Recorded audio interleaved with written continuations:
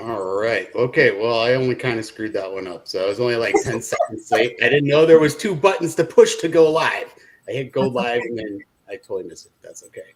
Hello, everybody. Welcome to the show today. I'm Trevor and I've got Lynda here with me. You may or may not notice there's a couple of people missing from the show today. I would assume you noticed, and we do Pete and Cathryn said that they wish they could be here today, but they've got some other things going on that they've got to deal with. So, Lynda, how are you? I'm doing really well. I'm feeling much better, and that's always a good thing. But How are you, Trevor? I'm awesome. I'm doing great. I've been crazy busy this last week. Atop of, my regular work, as a firefighter, I do a 48 hours, 96. So I work 48 hours a week. I've been making knives. I have a couple projects going on in my garage. And then I started coaching football.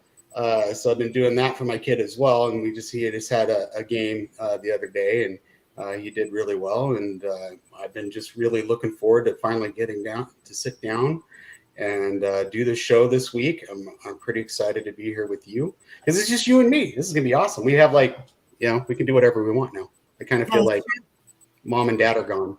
Yeah, that's right. Mom and dad are gone, and they taught you how to use the fridge and microwave and. I'm gonna try not to burn down the house while they're gone, right? That's right. Exactly. No, this is really good. I'm actually kind of excited because tonight we have a really cool guest. Yeah, why don't you tell us a little bit about him? Well, anybody out there who is a really big fan of the Haunted Canada series, you're going to love the show because we have Joel Sutherland here. He is an amazing author. He has written so many books, and they're all either horror or science fiction or that kind of genre, which is awesome. He's won the Silver Birch Award. I believe he was nominated for the Bram Stoker Award too, which is kind of cool. Wow. But I really love him for the Haunted Canada series. And honestly, he knows more scary stuff, I think, than most people out there. So great. And that's what this is all about, right? So exactly. So let's go. We're going to go ahead and bring Joel in. Perfect. Here he is. Hello, Joel. Hey, Trevor. Hey, Lynda. How's it going? It's doing great. Welcome to the show. Excellent. Thanks for having me. So now whereabouts in Canada are you, if you don't mind? Yeah, so I live in a small suburban part of Canada called Curtis in southeastern Ontario. It's about an hour east of Toronto. Okay, so you're on the other side of the world for me, pretty much. Yeah, pretty much. May as well be across the pond. Nobody lives next to me. It's kind of crazy. I get together with for a barbecue or anything like that. So bit of a drive for that. Yeah. And how many books have you written, Joel? I stopped counting a few ago. I think it's about 15 or so have been published at this point. Yeah. That's great. I love that. Mm-hmm. I love that. And they're all kind of scary.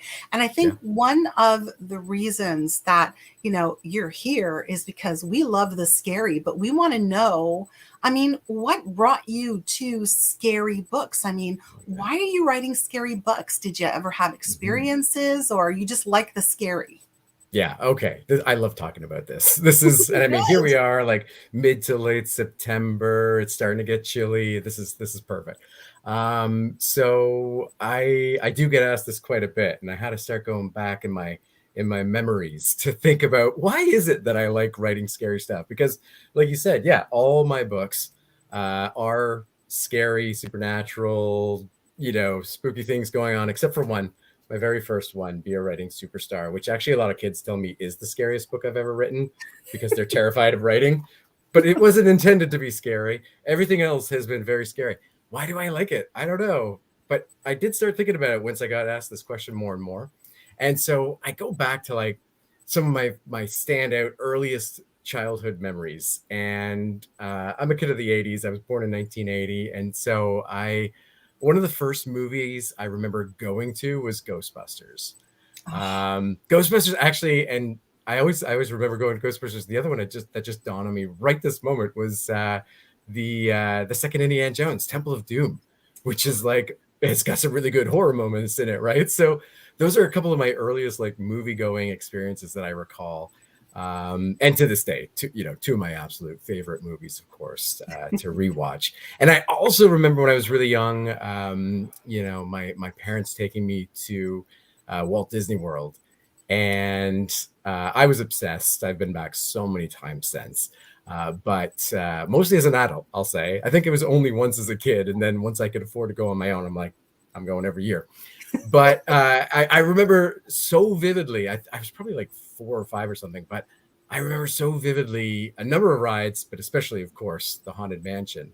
I remember when I went back in my 20s, so, more than 20 years later, going on the Haunted Mansion again for the first time. And I remembered it as if it was my own home. Like, I could recall exactly what the wallpaper looked like and where the candelabras were placed and everything. Like, it was kind of weird, actually. So it just like burned into my young brain, this ride, the Haunted Mansion, and one of the earliest movies I remember watching, Ghostbusters. And so I don't know. And so even when I was young, at that age, 4 or 5, like preschool, I remember not really being scared of spooky things, but being excited by them, just being thrilled by them, and like liking the feeling of being scared. So that's where I think it comes down to, that those early childhood memories, and just for whatever reason, just loving to be scared, and not being scared of being scared. That's great. And people ask me a lot, paranormal investigations, they tell me, well, I could never do that because it's just too scary. Right. And, I'm kind of like you. I kind of live for that thrill, I guess, and I really don't find it all that scary either. So I think that's great. Exactly. Your books, one of our users asked if your books were available on audiobooks by any chance. Oh, yeah. You know what? I don't think any of them have been adapted into audio format yet. I did, years ago, Scholastic, when they were setting up the Haunted Canada page, they asked me to record, the most recent introduction to one of the books. So I got a voice recorder app on my iPad and recorded it and sent the file off to them. So that might still exist somewhere out there, but it's just the introduction to one of the books. So no, as of yet, haven't had any of the books in audio format. I would love that, though. I did take a look today. I got onto Amazon to see, to kind of take a look at the books, and they're very affordable. So yes. I mean, and how many? And I know the Haunted Canada series seems to be the one that I hear about most, or that's the one that comes up most. How many of those books are there of a Haunted Canada series? Right.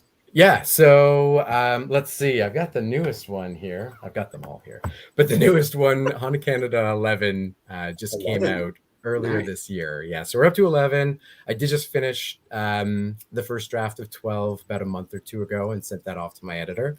And lucky number 13 has been contracted. So I'll start on that soon. It's funny.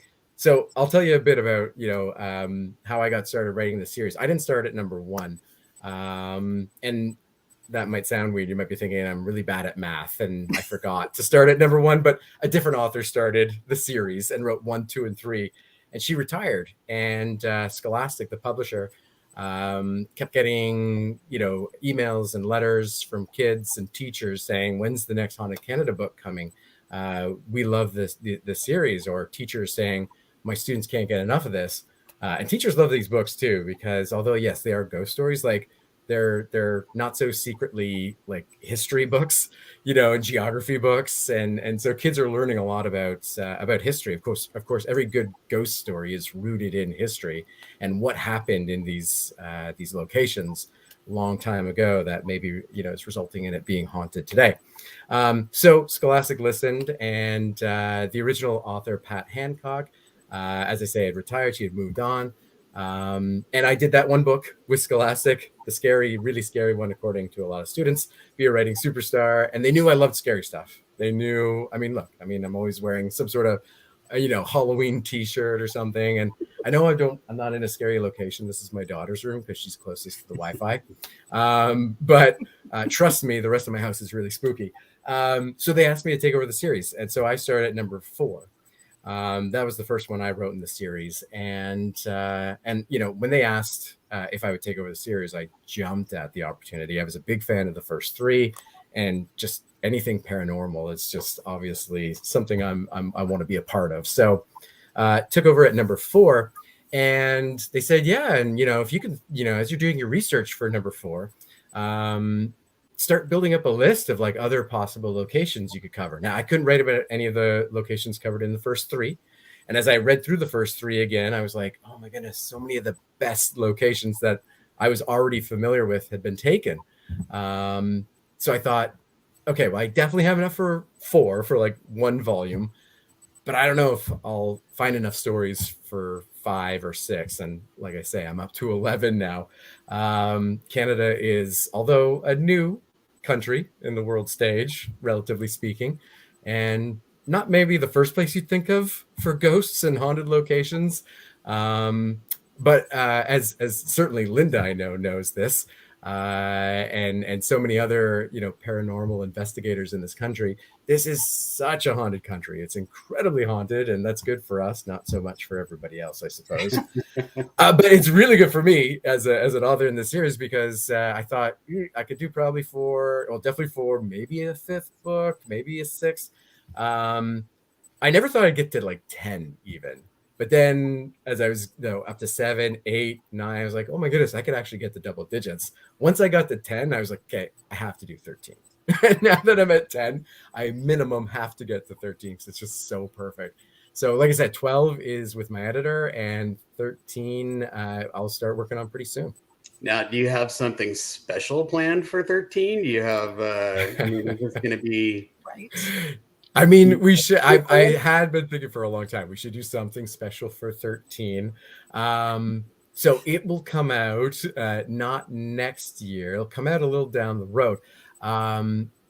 Here's what's gonna steal the thunder a little from 13. It's too bad this timing didn't work out just a little bit better, but that's okay. Next year is actually the 20th anniversary since the first Haunted Canada book came out. And so, I've been talking a lot with Scholastic and about doing some special celebrations next year, for the 20th anniversary. So I think, when 12 is coming out and they've got the 20th anniversary, that's where we'll see a lot of special fanfare. It's a little too bad that I wasn't like, if only I could have written 1 book faster. And had 12 out this year and 13 next year and have that 1-2 punch, but we'll see. I'll still have to do something for number 13. We can't just let that can't just let that now these locations that you write about, do you go out to these locations personally? Do you go visit them and tour them? Yeah. So unfortunately, not as much as I'd like. I'd love to do a lot more traveling and investigating into the locations myself. In each book, I want to make sure that I have a few stories from each of the provinces across Canada, as well as a couple of stories from the Northern Territories. And so my travel bill would be through the roof. And if I was going to see them all, I do end up writing a lot of stories set in Ontario, and Toronto and the surrounding area, because obviously it's the most populated part of the country and there's a lot of history here, and so there's a lot of ghost stories here, and those locations I often get to go check out, and that's really fun. But obviously, I wish I could be, for each book, traveling coast to coast from Newfoundland to BC, going up north. I have been really lucky, though, because these books have been so successful here in Canada. And as I said, teachers love them. Like, they're used quite heavily in curriculum, and reading assignments and whatnot. So I have been very lucky, and I've been invited to many parts of the country, and have been able to travel east, west, up north to the Yukon to talk about these books. And so often, when I go travel to new parts, of course, the people that are involved in the tour or the visit, they've got, they're already cooking up a list of places to take me when I get there, and go see for myself. And a lot of them I have written about. And so I've had some really fun experiences, where I've written about a place, and, I've talked to people that live there, that work there. I've pored over old photographs, new photographs. I've read everything I can read about the location. So I'm trying my best to like, so I can describe it accurately. And it's so fun and rewarding when I get to go see a place and I'm like, that's just how I said it was. Wow. Instead of like, oh, that's nothing like I said it was, which has Right? never happened. It's always been like, yeah, this is just like, oh, yes, phew, okay, good. Well, how do you find your stories? I mean, do people write to you to tell you their stories, or do you put something out there saying I'm looking for stories, or how do you get them? Yeah. Well, certainly in the beginning, nobody was writing to me because nobody knew who I was or what I was doing. But by now, with having gotten the series all the way up to 11, it's it's like Spinal Tap, taking it up to 11. I like that. So now that we've done that, now I do get more people writing to me out of the blue and telling me their stories, and people I meet. Like often when I go do a reading at a school or at a library or a literary convention, wherever. I mean, everybody's got a ghost story, or I'd say like a good 70-80% of people come up to me after and they're like, oh, let me tell you about this or that and this thing that happened to me. And so, most of the time it's just a fun little story and we chat and we have a good time. But there have certainly been people I've talked to like that, where they tell me a story. I'm like, whoa, this could be in a book, because most people, the story they tell you, they're like, yeah, it was late one night and I heard some sounds or footsteps and that was it. And it's like, okay, I need a bit more to write a whole chapter about in one of these books. But certainly I've met people that tell me phenomenal stories that I'm like, I need to know more. We exchange info, contact info, and I'll interview them. So that's one way. Another way is I have what, this is totally unofficial, but I'm pretty sure I can go on the record with saying that I believe I have the world's largest personal collection of Canadian ghost books. And so I've been buying for years, both online and anytime, again, when I travel across the country. Obviously I love used bookstores, right? So I'd be going in anyway, but since I started writing the series, I love going to these tiny little hole in the wall type stores and asking if they have like a local history section or a ghost section. And I found some treasures, some incredible, like very old books, self-published from like the 50s and falling apart, no copyright, and like riddled with typos, but like these incredible accounts of like supernatural stories from that region, that town, that village, wherever I'm visiting. And those to me are just amazing, because so many of the stories are written about both in books and online, or even covered on TV shows, like over and over and over again. I love when I get to find a source, some old account that, as far as I'm aware, nobody else has written about before. And other than in like this old book that's out of print that nobody would ever find. And I'm like, oh, I can bring this back. So I use all this huge collection of books. I should count sometime. I've got a lot, and it's a bit of it turned into an obsession pretty early on. And then other than that, just good old fashioned Google research, sleuthing around on the internet, seeing what I can find, from blogs and websites to like message boards and comments. And it's amazing what I've come across and how many people I've actually been able to like get in contact with from that, by like trying to find their email or some contact info, to get in touch and interview them, to get more out of some little comment they've made on some message board somewhere. So yeah, I'll take stories wherever I can get them. It's the short answer. And that's great. It seems like, and I'm with you on that.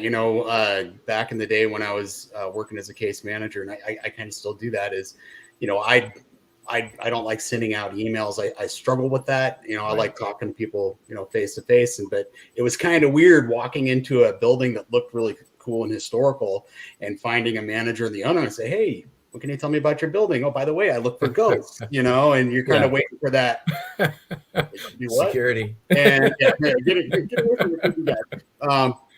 But I was amazed at the number of people. Yeah. And it's true. It's like almost everybody I came in contact with has a story. Oh yeah. Or they've heard it. They know very well the story of somebody close to them, and they love to tell that story. And Yeah. I think that's great. And, you know, and it kind of helps me feel a little better about myself because, you know, this is kind of what I do too. Yeah, So, absolutely.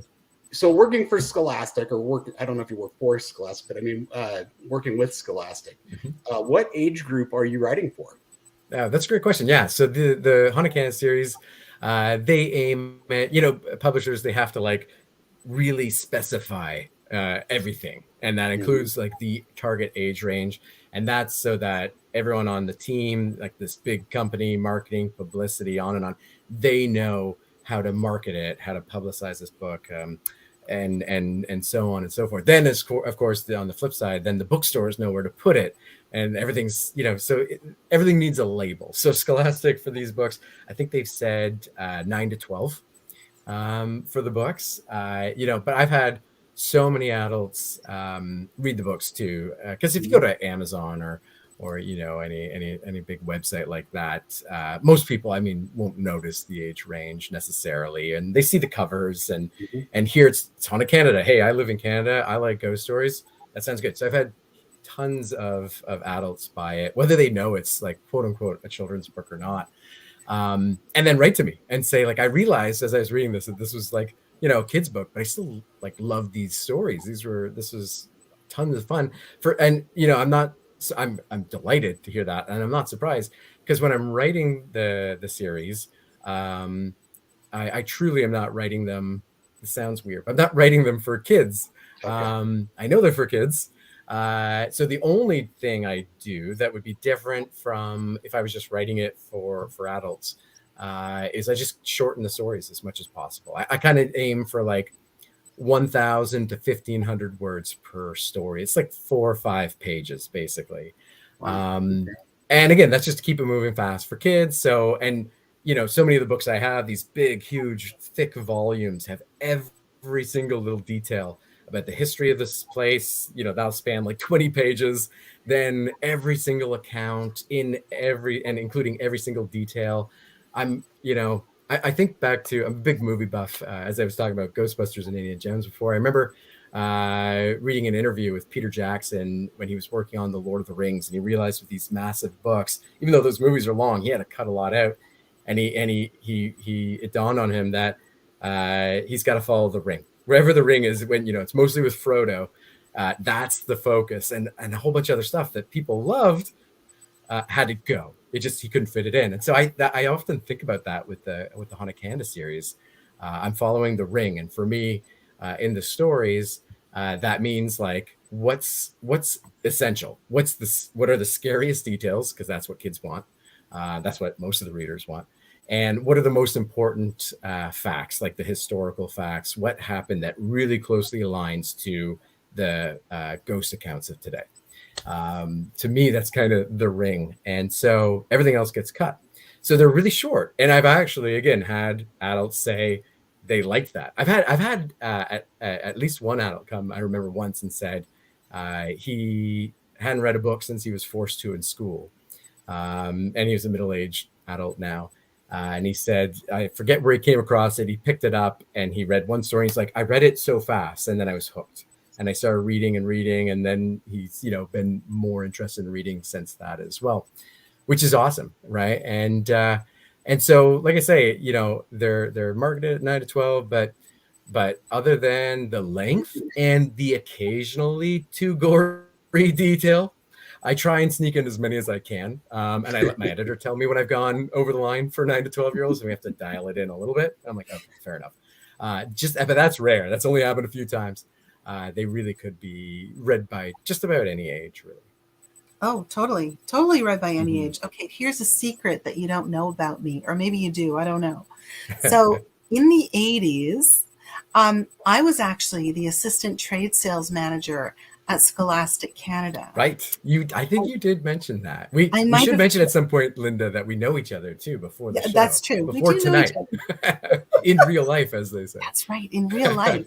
But what I remember the most when I did work for Scholastic was that sometimes we would get letters from parents, and they would say things like, you know, somebody saw my child reading, because we had a scary book series back then. This is before Haunted Canada, but we had a scary series of books back then.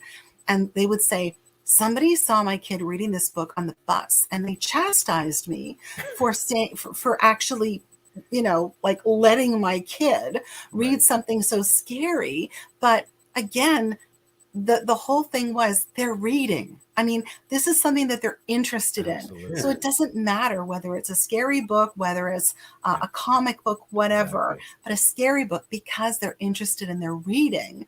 And also there were a lot of little historical details thrown in. So 100%, Joel, 100%.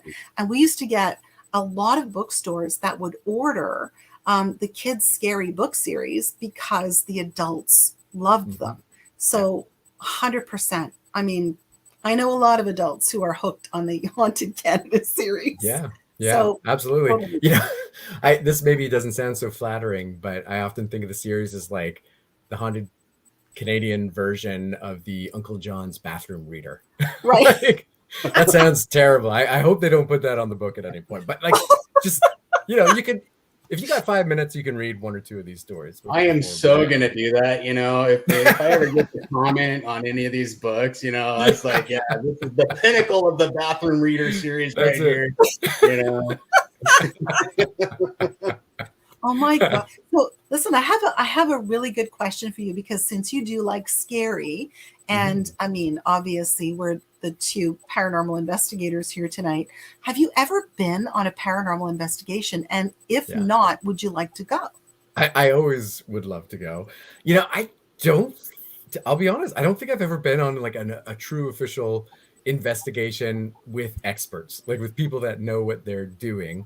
I have gone like myself, not often, but when I was writing the 4th book, so again, this is the 4th in the series, but the first one I had written, I knew that if I was fortunate enough to like get invited to go to some schools or speak to some readers, I'd get asked, have you ever seen a ghost? And to this day, the answer is no. Not when I was a kid, not as an adult.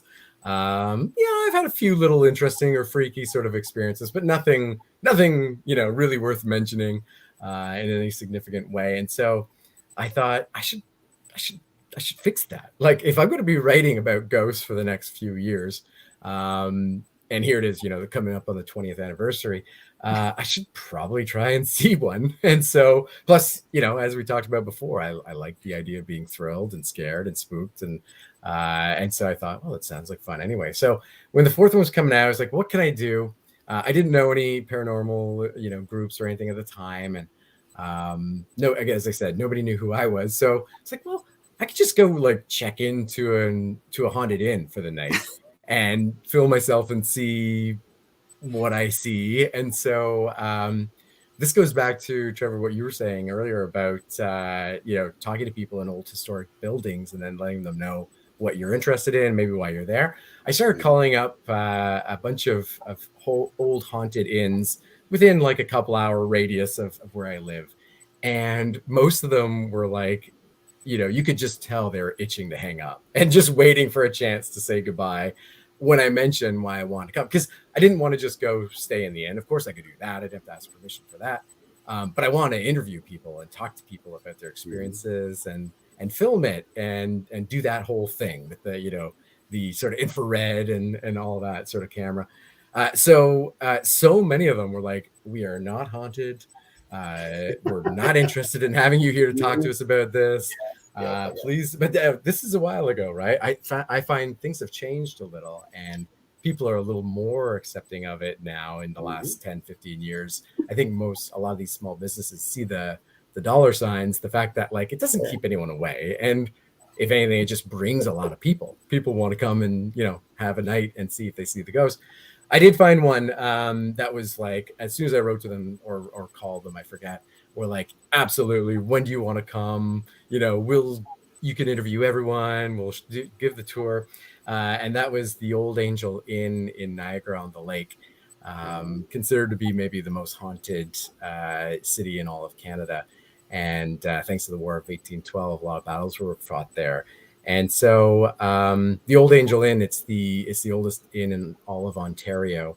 It was burned during the war. But the original cellar they just used it again and rebuilt the hotel in the early 1800s. So a lot of history there. And a British soldier was killed hiding in a barrel in the cellar, stabbed by a bayonet from one of the American soldiers. Yeah. And so it's Colin. So I always almost say Patrick Swayze, but it's Colin Swayze. That's a different ghost. Patrick Swayze. Different one. Yeah. That's another movie. But anyway, so I went there with my camera and, a couple bags of chips and not knowing what to expect, but knowing I'd just be spending the night alone. And I didn't see the ghost because, again, like I say, still to this day. But I definitely saw some like really freaky stuff. I heard some interesting things. The best part of the night was actually in the morning. At one point, in the middle of the night, it was kind of late. I got a little scared of this little toy rabbit my daughter had given me, and she thought I'd be bored and lonely and I need something to play with. So she was like 3. She gave me her toy rabbit. It was this like little magician's hat, and you pull the rabbit out and then this cord winds it back into the hat. And I'm filming through the night and I was bored and I was playing with it and it kept playing music like on its own, like it did the thing, and then I put it aside and then it played a few more notes, and it did that a few times, and I picked it up and threw it across the room to get it away from me. Double rabbit! You got it. And I remember the thing that I remember is that it landed in like what everybody that worked at the hotel said was the most haunted corner of this room, which was the most haunted room in this most haunted inn in the most haunted city in all of Canada. It's the corner where people would always see the ghost of Captain Colin Swayze appear. And so the rabbit landed right in the corner, and it was like $1 million shot. It landed just on its like sitting straight up, staring at me from across the room, like, giving me the bunny eyes. And I didn't think obviously much of it at the time, but in the morning when I woke up, the rabbit had been turned 180 degrees around and was facing the corner. And I wasn't filming through the night. Once I went to bed, I turned off the camera. It wasn't like a Paranormal Activity thing with cameras all around watching me sleep. So I have no idea how that happened, but Scout's honor, I'm sure. So I made a video of it. It's on YouTube. And I'm sure like people watching are like, oh, he turned the rabbit around, or, but 100% I did not. I have no idea what happened to turn the rabbit around. It must have been Patrick Swayze or Colin Swayze, one of those two guys. So I've done stuff like that. And Lynda, because I used to work in Georgina, right about where you live, of course, and then we never got a chance. I think we had talked about going together to like the Pioneer Village, or there's a couple of restaurants like in Keswick and stuff that's haunted. Never got around to it. So one of these days. Well, you are more than invited to come to Paranormal Investigation anytime you like. So we'll have to talk about that after the show. We'll have a couple coming up. So we might open up a whole new genre for you. And love it. So, your books, they have illustrations and photos in them. Mm-hmm. Yeah, they do. Yeah, there's been a few different illustrators throughout the series. And that's great because every chapter they do a little like sort of black and white pencil sketch or illustration. And so it just kind of sets the mood, sets the scene a bit. And then the photos that appear, Scholastic does a great job of sourcing a lot of getting the rights to a lot of photographs to include of these locations. Yeah. Any pop-ups? No pop-ups, but that's a whole new market that's just I am waiting for the horror book with the pop-up. Just open there it is. It literally is the jump scare book. I mean, it's perfect. It writes itself. Oh my god. So do you have like a favorite or a couple of favorite true scary stories that kind of you remember that you'd want to tell? For sure. Okay. Yeah. Okay. Gotta tell you about Haunted Canada 7. You'll like this one, Lynda. Maybe I told you some point about this one, but maybe not in detail. We've got some time. I can tell you a bit about this. Oh, So, yeah. yeah, Haunted Canada 7. There's a story here set in Georgina. And for anyone that's not familiar with Georgina, that's about 40 minutes or so north of Toronto, 45 minutes north of Toronto. Beautiful area and where I used to work. I'm a librarian by day and a horror author by night. And so I was working at the Georgina Library, and one day one of my staff came running into the back and was like, "Joel, you got to come out and meet this library patron." And I said, "Okay, I don't think I was supposed to meet anyone." They're like, no, she just came in. You got to meet her. And so I went out and started chatting with her, and her name's Tony. And maybe you know her, Lynda. Maybe you do. I don't know. But yeah, her case was on Paranormal Survivor too. It is. You're absolutely right. You're absolutely right. She had come into the library that day looking to get a little help to find out the history of her house. And, we get all kinds of questions as librarians, and people wanting to find out things for all kinds of different reasons. And so people often come in and ask a question, and you gotta probe a bit to find out, like, why are they asking this question? So how to help them best, and what kind of information are they really looking for? And obviously through that probing, the staff member found out that Tony's house is haunted, and that's why she wanted to know, like, who lived there before, and had they experienced anything unusual, or had anything bad ever happen there.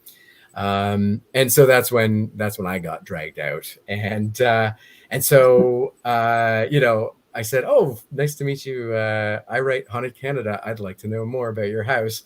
And so Tony just started telling me a few of the things that had happened over the years. We talked for like 5 minutes, and I had goosebumps, like literally goosebumps. I was like, and it's noon in the library, nothing scary, but I was like, oh my God, like this is incredible. So many really freaky stories she was telling me about just in a short amount of time. And I said, how long have you lived there for? Because I was imagining, a few years at most. And she said she had lived there since 1991. And I thought, how? Like, how have you lived there so long? That's the first thing I always ask myself when I'm watching a horror movie where the family moves into this new house, well, new to them, old to the world. And they stay there. I'm like, when all this terrible stuff happens, I'm like, no, let's get out. Let's turn around. Let's move. But I said, how have you lived there that long when you and like all of your family and friends, everybody's experienced these like really terrifying things? And she said, the ghosts won't let me leave. And I was like, I need to know more. Let me interview you, please. Luckily, she said yes. And so, it was phenomenal. We met at Tim Hortons, at like, again, noon when it was nice and bright, because I was already knowing I'd be a little more scared to hear her stuff than I'd been when researching any other story. And she told me so many different accounts. Like she feels like there's like some sort of portal in the unfinished basement. There's basically a hatch door in her son's closet, going down to this little dirt crawl space under her house. And that's where most of the really freaky stuff would happen, right in that area, including like this ghostly woman that would show up that looked kind of like Tony with long black hair and pale skin, and claiming to her young son, who was 3 at the time, that she was his mother, and he had to come with her into the closet and into the basement. And other ghosts that she would see, like one that had no eyes and was, blood was gushing out of these empty sockets, and on and on and on. Freaky stuff. I loved it. And then, she got to the point where she was telling me why the ghost won't let her leave, what she meant by that.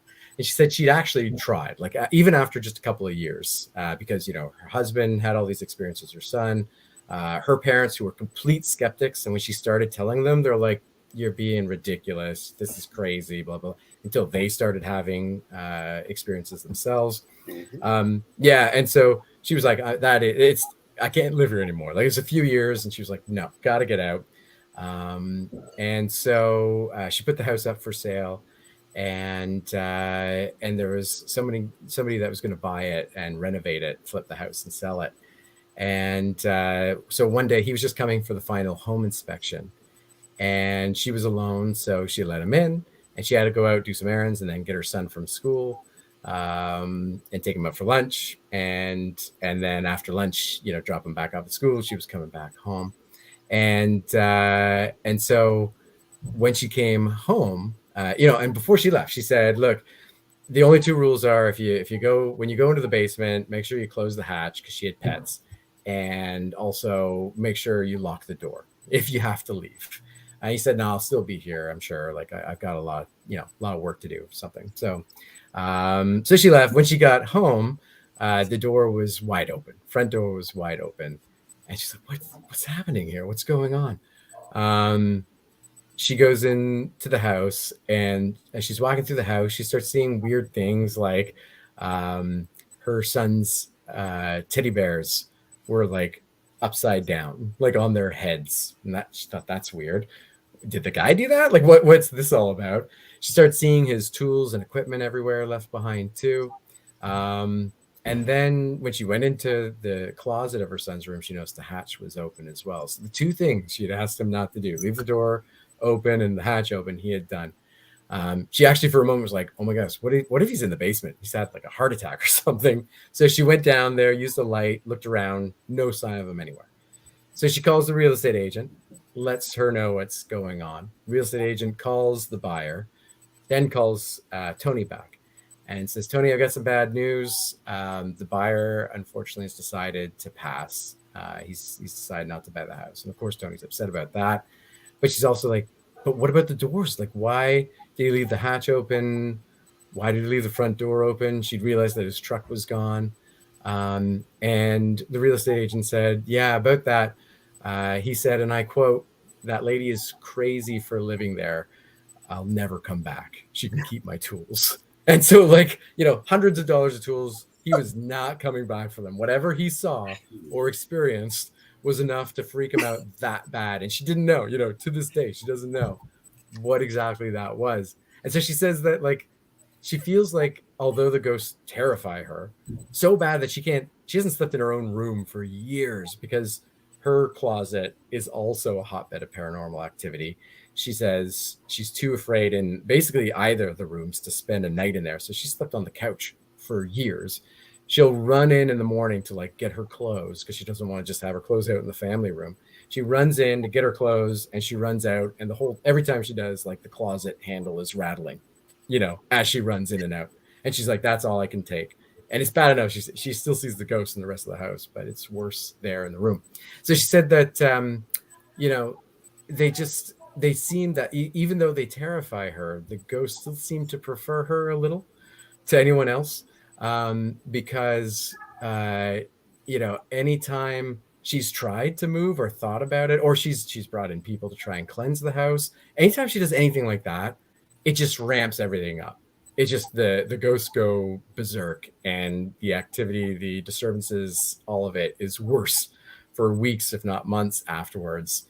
And then it settles back down just to its normal level of absolute terrifying, nights. And so she's like, yeah, the ghosts don't want me to leave for whatever reason. So that to me is one of my favorite stories, one of my creepiest. Oh, and I got to tell you too, she did, take the, my staff members' advice on how to find out some information about her house. She went off and was able to obtain the previous ownership records, and she showed me too. And when I met with her one of the subsequent times, so she found records dating back to the early 1950s, and the earliest ownership on file that she could find was that the house was owned by the Supreme Court of Canada, which is odd in its own right. Why at some point did the court own it? And then after that, she could see the years and like when people would buy it, would sell it and buy it. And I just love this. I'm looking over the dates. I'm like seeing the pattern. And from the early 1950s to when she bought it in 1991, the longest anyone had ever lived there was 3 years. That was the longest. And many people lived there for 3 months. 3 months and they're out. Just amazing. I'm like, nobody could live there longer than 3 years. If it was like 3 or 4 people had lived there for a couple of years, you'd think it's whatever. Like you wouldn't think anything of it. But from 1950 to 1991, nobody lived there. So that's a lot of people. Nobody lived there longer than 3 years, and so many were just a few months, and then they were out. Yeah, again, just paints a picture, right? I just love stuff like that. And then there's people like me that is like, would love to live in a place like that, Right. I keep hoping, I'm going to move into a haunted house. So finally. I know. So then now I've got a way to get free tools. I'm going to have people come over and get scared and leave their stuff here. Never come back for it. Great. I know. Brilliant, right? Yeah, it still lives there too. I actually just texted her, I'm going to say a couple of days ago, because she's had some other stuff happen.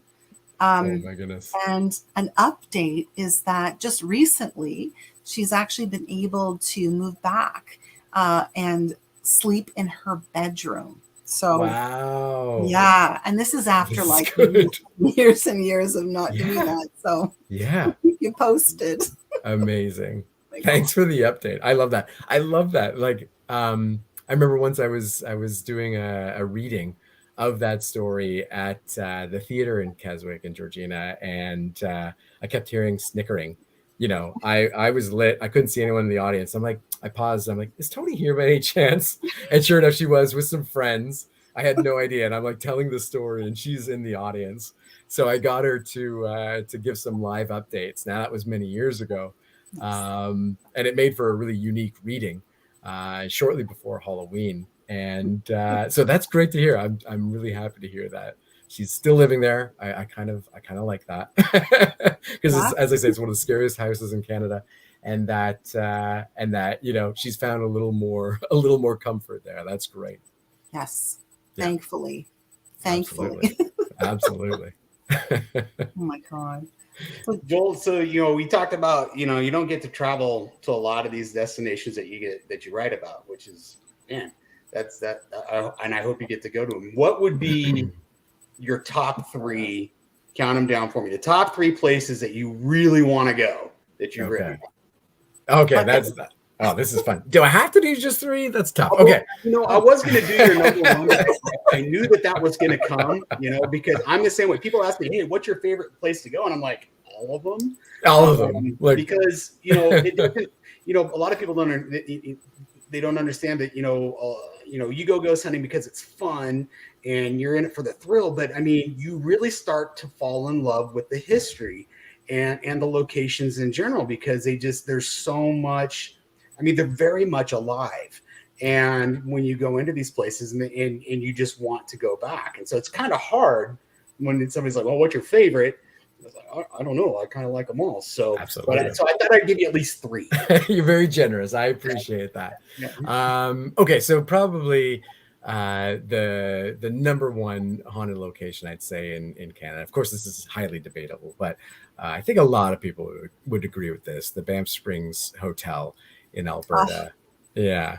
And I've been, right? Have you been, Lynda? You have to go. I actually just for the hotel alone. Oh my God. I did a huge presentation there. We're talking 2003. And they put me up in one of the most haunted rooms. Right. And it was freaky. We'll have to talk, because. Did you experience anything?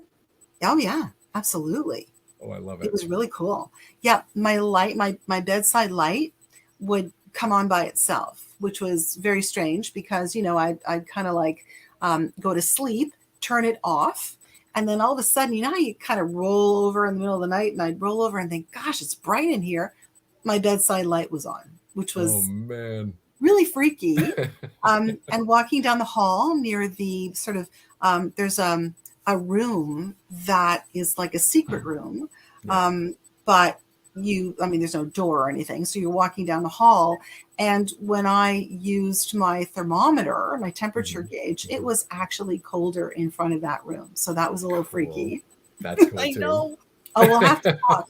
But it's gorgeous, and it's just, oh my gosh, it's just absolutely, the feeling in there is amazing. So I'm glad that you said that, Oh, I because it's a love it. really cool place. Oh yeah. I mean, one of my favorite horror movies of all time, I've watched it maybe more than any other, is The Shining. And so it's like our version of the Overlook, right? This big, beautiful, huge hotel in the mountains, like in the middle of nowhere, just surrounded by trees. Gorgeous. Yeah. So just, I mean, even if it wasn't haunted, which obviously it is, because how could a place like that not be? But even if it wasn't, it's just a gorgeous setting, a beautiful big hotel. I went to Banff when I was a teenager on a ski trip for a few days. Didn't know about the haunted history. Didn't stay there either. So I saw it, the hotel, but I didn't stay there. So I'd love to go stay there. And it's one of the classic, ghost bride stories where it's a woman who is said to have died. There's variations of the story. They all typically involve her falling down the staircase, the grand staircase, and breaking her neck as she fell. I like the version that also says that there were candles all along the stairs to set the mood, and she caught fire as she tumbled. Because again, if you're going to have a ghost bride, like, let's ratchet it up and like have her burn and break her neck. Dinner and a show. All right? You got it. Yeah. So that one comes right to mind. Another, I would definitely say, one of the provinces I still haven't been to yet. And if anyone's in Newfoundland and Labrador and wants me to come out to your school or library, please let me know. I've not yet been to Newfoundland. And again, so much of our haunted history is in St. John's and Newfoundland in general. Of course, it's, one of the earliest parts of the country, as in terms of, people coming from Europe and settling here. And one of the locations that really stands out for me there is the Five Fishermen's Restaurant in St. John's. No, I'm making a mistake. I'm going to correct myself. That's actually in Halifax. It's Halifax. Yeah, that's going back to like 4 or 5. I've written a lot of these things. The details start to blur after a while. But Halifax, which is actually probably my favorite city in the country. I've been there a couple times now. But I didn't go to the Five Fishermen Restaurant. So it is, it used to be a morgue before. They're talking about dinner and a show. It was a morgue haunted by a lot of the spirits that of the bodies that were kept there. And what it's most famous for is a lot of the victims of both the Halifax explosion, which was like the biggest man-made explosion of all time. I don't know if maybe it's been overtaken at this point, but it was a huge tragedy, obviously, in Canada, and the fatality list was really high. So it was that, and then just, I think it was like 2 short years later, the Titanic sank, and again, a lot of the bodies were brought to Halifax and to the morgue that is now the Five Fishermen Restaurant. And so it's, again, I love the Canadian history angle of these stories. Like, I just love finding out more about what happened in this location a long time ago, and obviously that's 2 of the biggest tragedies and events in early Canadian history, right there at that location. A third one, I'm going to go with one that's maybe not quite as well known, but again, I have a bit of a personal connection to it. In British Columbia, there is I want to say, it's in Kamloops, interior British Columbia. There's a place, a sanatorium that used to exist. It's not there anymore. And it's the Tranquille Sanatorium. So when tuberculosis was at its peak in the late 1800s, early 1900s, of course, a lot of sanatoriums were being built across North America.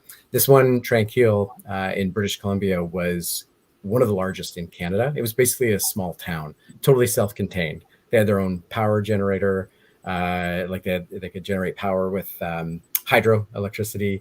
They had their own movie theater, school, hospital, stores, you name it. It was a full town. I think there were up to, I want to say 5,000 people could be there at a time. And so it was huge. And they first built, before everything above ground, they built underground tunnels connecting everything so that no matter where someone died, they could move the body discreetly to the morgue without panicking or freaking everybody else out. So there's these really creepy underground tunnels and the morgue in this. So Tranquil, I don't know what's come of it lately. When I was writing about it a few years ago, a lot of the buildings, it was all fenced off. The buildings were falling apart, super creepy. They would let people in just at Halloween on the weekends for tunnel tours. But other than that, they would cash in a bit there. But then other than that, they were like, but we guarantee this place is not haunted, because they were trying to sell it to developers to build like a nice new modern bedroom community on the location. And so they're like, we promise there are no ghosts here. But that's certainly not what people say. Anyone that like snuck in, it became one of those spots where like all the local teens would go on the weekends, right, at night. And so everybody had a story about it and had seen something. And Kamloops, I got to go to Kamloops and do a book tour there. And when we started talking about this location, one of the people it was one of the teachers was like, "Oh, I know someone that knows someone, that knows the owners of the property." And she's like, "I'll make a call." And the next day she was like, "Whew, that did not go well." She said, "Yeah, they know of you." They've heard of you. They I guess it comes up with like a Google search or something. If you're searching Tranquil Sanatorium, you might find my book. And they're like, yeah, they're not happy with you. They're not pleased. They're not fans. So you're not getting a personal invitation. That's what they're hoping, that we could get a behind the scenes tour. Not going to happen. So let's put that one on the list, because again, it's kind of like I was so close. I saw it from the road. You can go in incognito, Yeah. Just a mustache. I got one of those like nose mustache. There you go. Glasses combo. Yeah, perfect. Totally. Yeah. Yeah, but you know what? Honestly, it's too bad that our colleague Pete Wren wasn't able to be here, because he actually lives in Kamloops, so he would be able to tell you all the stories of that place. Did he grow up there? I'm sure he'll have some stories if he did. No, he's actually from London, England. Okay. But he moved to Canada and he currently lives in Kamloops. So yeah, we got to connect you two. For sure. For sure. Book 13. Book 13. Oh, just kidding. It's all coming together now. The dots are connecting. I love it. Wow. Any other locations that you want to go to? Oh man, so many. I mean, I'd love to go to. Oh, there's. I've never been to Winnipeg either. That's a city I definitely want to go to. And one of my favorite locations is there. It's a place called the Demon Hotel. Oh. That's yeah. So it was this old apartment building that was abandoned and just totally fell apart. It was being used for people sleeping or partying or whatever. And people kept spray painting Demon Hotel on the wall. But then, they would write Demon Hotel on the outside, like right on this major street in downtown Winnipeg. And so obviously everybody else around is like, we don't want that. So they would come and they'd paint over it. And the words kept bleeding through.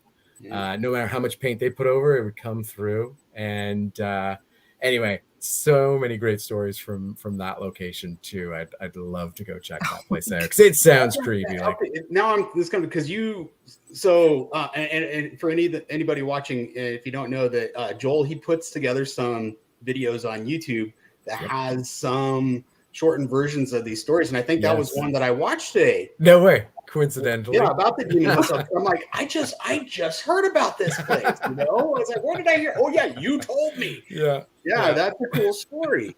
It's a good one. That is a good, and because there was a picture of it, if I remember right, and you were talking about how creepy the building looked. And that's how I gauge haunted hotels or places, just by the creep factor from the curb appeal. It's like, that's going to be one right there that I want to go in. Exactly. So that would be great. That's fantastic. We are just about out of time. And Joel, is there anything that you want to tell the viewers? Anything you want to? Yeah, no, just this has been a treat. Thank you for having me on the show. It's been so much fun talking about this. I hope people watching have enjoyed it too. I can't believe it's been an hour. It feels Yeah, it like went quick. 15 minutes or something. And so yeah, if anyone has any good accounts, any good places I have not yet written about, find me. Just Google me. All my contact information is on my website. If you just Google my name, Jolie Sutherland, or even just Haunted Canada, that should do it. Get in touch and let me know. I'd love to hear more from anyone that's got some good stories to tell. Awesome. And all our viewers, thank you so much for joining us tonight. Please, if you haven't done so, go to YouTube, like the channel, subscribe to us, click the notifications button. So when we get some new stuff coming up, you get that alert. We are going to be heading out here as soon as I can find the button. I'm new at this. I just got this today, they gave me the credentials and I gotta learn how to use it. So anyway, thank you all for joining, and we will see you next Sunday at 6:00 Mountain Time, and have a great week, everybody. Thanks, Joel.